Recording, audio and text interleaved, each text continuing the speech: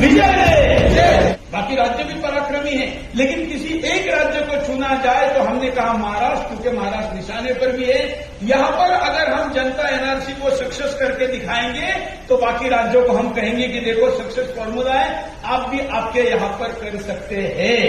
और इसलिए हमने जनता एनआरसी का अभियान महाराष्ट्र से शुरू करने का तय किया। हो सकता है कि नहीं?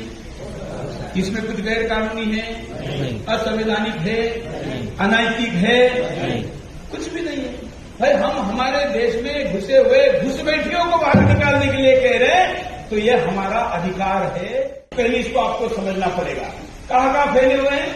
सबसे ज्यादा मुंबई, उसके बाद पुणे, उसके बाद नासिक, उसके बाद संभाजीनगर, उसके बाद नागपुर, उसके बाद भारत का कोई ऐसा जिला नहीं है, जिला तो छोड़िए तहसील भी नहीं है जहां पर बांग्लादेशी, रोहिंग्या, अफगानी, पाकिस्तानी नहीं है। अभी मैं राहता गया था तो वहां के व्यापारियों की बैठक चल रही थी, तो वहां सुनार भी आए हुए थे।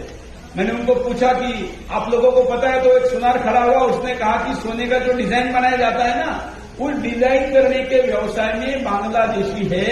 और उस बांग्लादेशियों की राहता तालुका नगर जिले में एक तालुके में सोने का डिजाइन करने वालों की संख्या 400 प्लस है।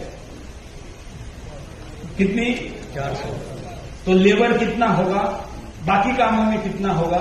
और दूसरा, भारत के अधिकतर मस्जिदों के मौलाना, कल एक मुसलमान नेता मेरे साथ फ्लाइट में आया मुंबई से यहां, उसको भी मैंने पूछा तो उसने भी कहा ऐसा तो लग तो रहा है कि ज्यादातर मस्जिदों के मौलाना बांग्लादेशी, क्योंकि उनको यहां लाने के बाद ऐसे कामों के लिए देवबंद नाम का जो मदरसा है, जो उत्तर प्रदेश के देवबंद में सहारनपुर जिले में चलता है, ये सुन्नियों का सबसे कट्टरपंथी सेक्ट है। ये जो तालिबानी है ना, तालिबानी मुल्ला, वो भी देवबंद का प्रोडक्ट है। ऐसी जगह से प्रशिक्षित किया जाता है, कट्टरता दी जाती है, वहां पर भी है और भी कई व्यवसायों में है। मुंबई की बात करूं तो मुंबई में हमने एक बैठक की तो पता चला कि समुद्र का राजा पहले कौन होता था? कोई होता था ना, सारे गाने में हम वही सुनते थे, समुद्र का राजा। आपको नहीं पता है? मच्छी मारी इस व्यवसाय में 99% बांग्लादेश, और मच्छी बेचने वाले व्यवसाय में 85% बांग्लादेश। 2018 में और 8,96,00,000 मिस कॉल और सिग्नेचर एकत्र किए, फिर भी अभी तक कानून नहीं आया है। आता है तो भी उसके परिणाम होने में समय जाएगा। तो उपाय क्या है?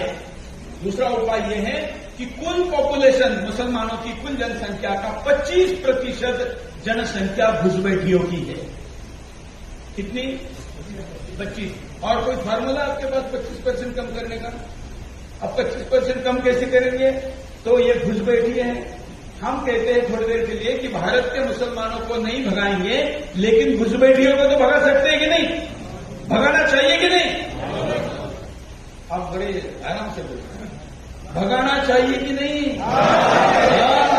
भगाना ही चाहिए, ये कहिए।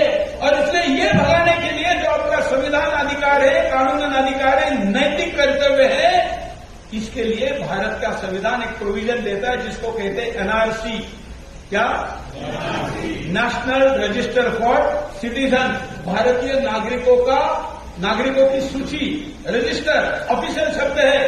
ये भारत सरकार ने लाना चाहिए और सभी को बाहर निकालना चाहिए। आंदोलन का मुख्य उद्देश्य यह है। उससे क्या हो जाएगा?